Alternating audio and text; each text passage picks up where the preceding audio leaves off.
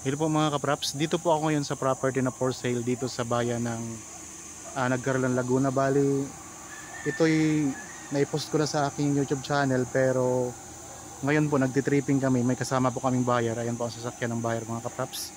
Tapos ito yung property, ulitin ko lang po, ito po yung frontage mga kapraps yan. Tapos kalsada na po yan palabas. So dikit na dikit lang po ito sa kalsada. Nasa mahigit 1 minuto lang na travel time papunta doon sa main road. Ayan lang po ang kalsada mga kaprops na sementado. Tapos ito rough road na siya. Tapos ito yung frontage ng property mga kaprops. Ayan, diretso po yan hanggang doon. Mayroon na ditong linya ng kuryente at saka tubig. Tara, pasok tayo sa property. So ito yung bungod ng property mga kaprops. Napakarami nitong mga tanim. Ang kagandahan po nito mga kaprops ay mayroon itong katabing ilog at may bukal sa loob din ng property. Tapos may kasamang 3 bahay na kasama na sa presyo. Bali ang kabuang sukat nito ay 2.3 hectares. Ito ay titulado. Yan, ayan po mga halaman dito sa harap ng property.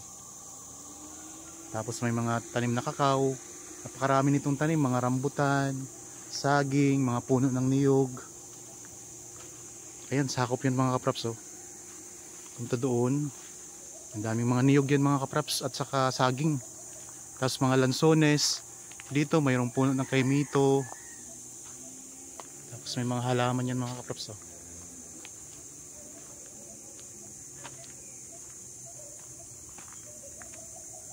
Mayroon ding mga tanim pala to na ano na mga santol. Tapos may dalang hita. Yan, ipapasyal ko po kayo dito sa property.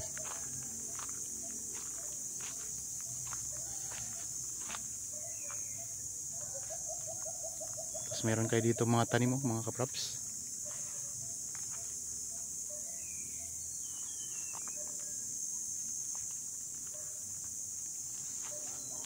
Nabanggit ko kanina meron itong 3 bahay na kasama na sa bentahan.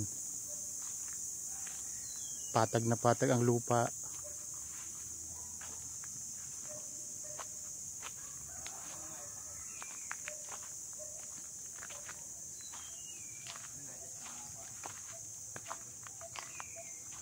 Tapos may mga tanim din na kawayan sa gilid ng ilog. Diyan mga kaprops, ilog na po yan. Bali pupunta tayo dyan mamaya. Tapos ito yung ano, yung lupa. May mga tanim na rin na Carabao grass. Yan, dito maraming rambutan mga kaprops. Ayan, daming rambutan yan. Tapos yung nabanggit ko kaninang bahay na sakop na 3, ito yon. So ito yung isa, 2, 3. So 3 bahay po ang sakop nito. Kuya, hanggang saan ito kuya? Hanggang saan po ang ano nito, pinaka boundary? Ito sa may yung punong yung diyan may yero, ito banda dito lang. Tama yung yero. Ayun. Yung makintab na yung yero. Banda dito lang sa may puno. Diyan sa may puno na yan. Ayun, so banda po doon sa yero na yun. Yung may puno ng lasunes. Ayun na yun. Hanggang doon sa may puno. Tapos papunta sa likod no? Punta dito, hanggang doon.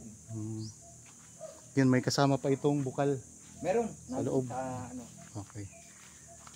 Ito may puno pa ng kamyas.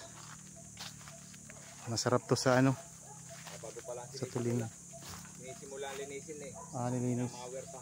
So ito pala mga kaprops, nililinis na nila, sinisimula ng linisin. Bago pa lang nililinis. Ang ganda nito pag nalinis. Maganda ito.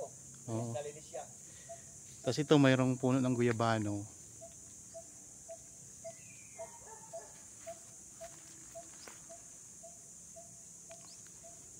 Daming tanim mga kaprops, patag na patag pa ang lupa. Yan, may kalamansi. Namumulaklak na mga rambutan ano. Ayan, namumulaklak na palang rambutan mga kaprops. So ito, malapit na ang bungahan. Yan, ito yung mga saging na yan kasama pa po yan sa property pag ganyan. So kasama pa yan mga kaprops. Tapos yun mga lansones, sako pa po yun.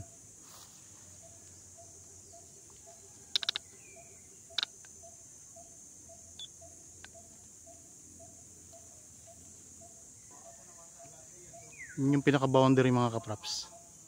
Tapos meron kayong mountain view na kaunti, na maliit na bundok pala. Mountain view. Yan, puntahan naman natin ang ilog.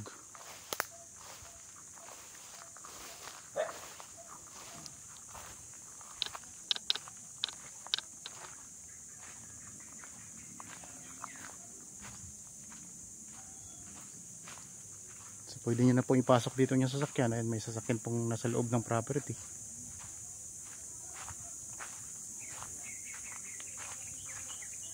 Tabing-tabi lang ng ilog. So mga buyers tayo na naghahanap ng property na nasa tabing ilog, ito napakaganda nito. Meron ding mga tanim pala na avocado.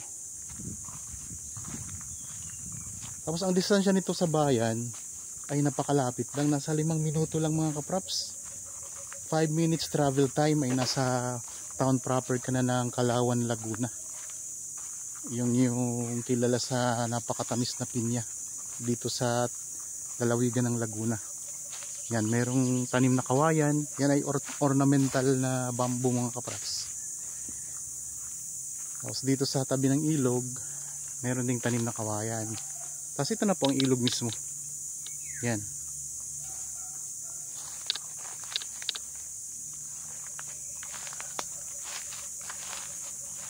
So, malaki po ang ilog dito mga kapraps.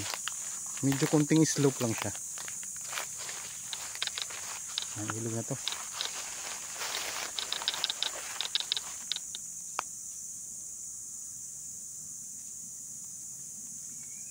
So ito yung pinaka boundary niya, itong ilog na to. Pag ganyan, dire-diretso po yan doon sa dulo. Tapos mayroon doong bukal. Pupuntahan natin yung bukal mga kapraps. Pag nagpapagawa kayo ng kubo, yan, mayroon kayong magagamit na kawayan. Ayan o. So dito pwede kayong maglagay ng cottage ninyo para kung gusto nyong mag swimming dito sa ilog mga kapraps ay pwede. Ayan o. Okay, balik tayo dito sa mga tanim na ipapakita ko.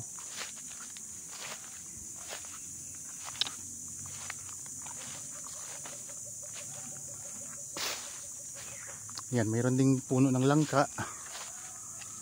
Itong puno ng langka.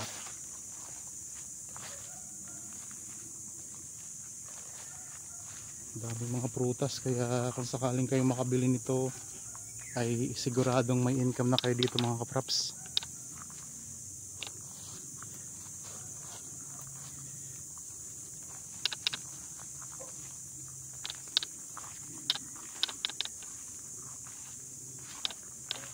Nililinis na.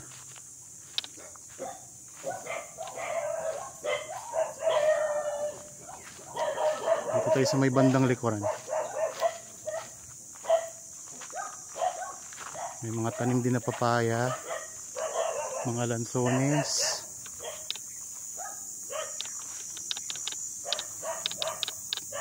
Dito tumpok ng mga yan, mga tumpok ng ano yan, mga rambutan naman. Ang daming rambutan na puno.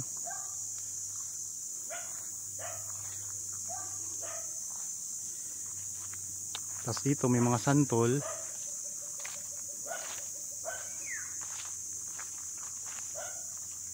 Yan, mga papaya. Tapos sa bandang gilid may mga saging. Yan, ang daming mga saging din. Malalaki pa ng bunga ng papaya mga kapraps. Yan o. Sarap to sa tinola. Tapos may alaga ka ditong manok na native.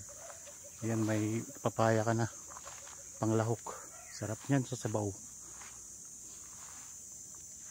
Yan, ito yung part na napakaraming mga rambutan oh.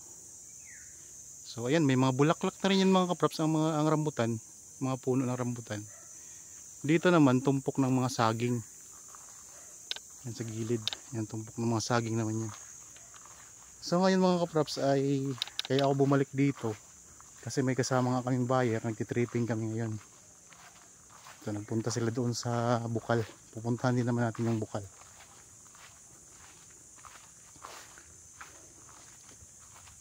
Yan, dito may mga rambutan din. Tapos marami naman dito mga lansones. Mga lansones naman dito ang tanim. Yan, ang daming lansones mga kapraps.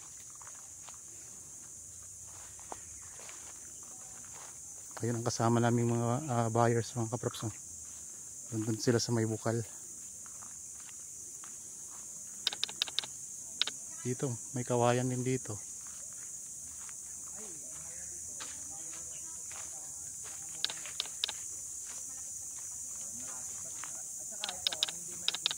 Nag-uusap sila. Yung mga kabalantay nito, magdidikit pa sila sa kalsada, pero Yan, nilinis na pala dito. dikit kami sa kalsada. So napakagandang property kasi dikit na dikit sa kalsada to. Pasok na pasok yung sasakyan. Nandiyan yung bukal mga kapraps. Pupuntahan natin yung dito muna tayo sa may dulo. Dito ay tatabasin pa ito.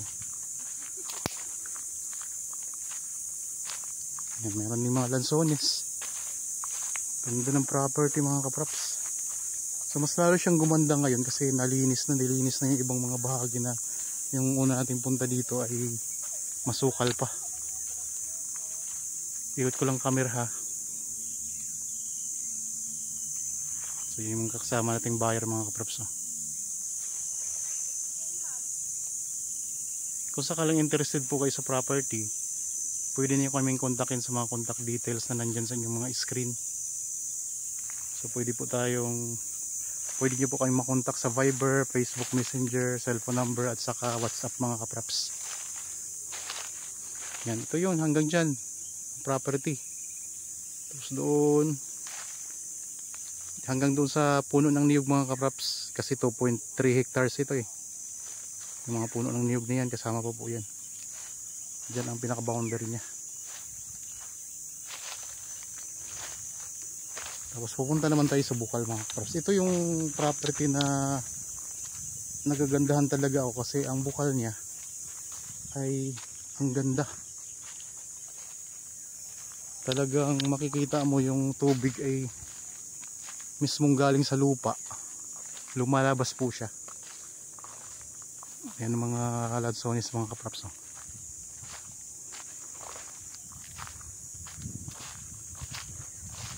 Ito yung pinakabandang likuran ng property. Maraming lansones dito. Tapos nandito yung sakop na bukal. Puntahan natin.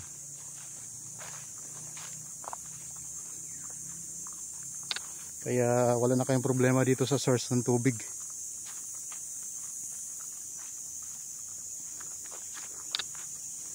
Parang ang ilog mga kapraps. Nanggagaling dito yung tubig. Yan, ito yung bukal oh.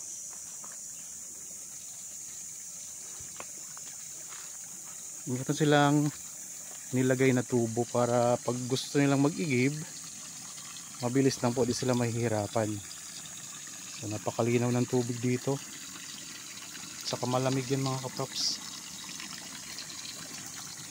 Yan, ito yung sinasabi ko kanina na titingnan nyo po yung mismong tubig nandyan sa nanggagaling sa lupa oh. Maagos po siya. Sagana sa tubig dito. Ayan. Wala ka nang makitang dito. So wala namang tubo yan mga kapraps, pero ang tubig nandyan oh, galing sa pinakalupa mismo. Ang ganda. Pag kayo nakapunta dito, makita niyo ito ng personal. Ang ganda mga kapraps. Yan o, tubig niya.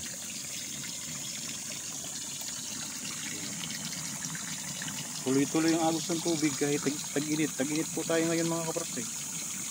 So buwan ng Mayo.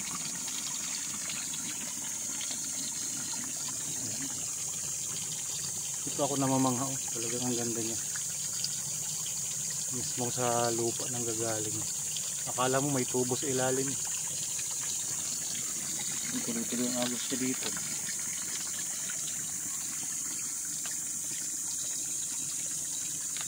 So ito yung pinaka magandang attraction dito sa lupa.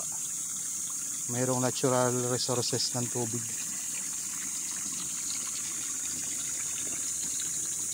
Tapos wag dyan, yan, dire-diretso dyan doon sa ilog mga kapraps ang tubig niyan. Ayan o. Yan yung ilog na. Tapos may mababaw na bahagi dyan. So, yung pinanggalingan natin, galing dito yung tubig. Okay. Balik tayo dito sa unahan mga kapraps. So wala na kayong bayad dito sa tubig ha. Libre na ang tubig dito. Yan lang. Libre ka na sa tubig mga kapraps. At sa ibabaw po ng ibabaw nitong bukal, andyan po ang mga lansones oh. Ayan mga lansones mga kapraps oh. Ganda no. So ito nilinis na nila ang lupa oh.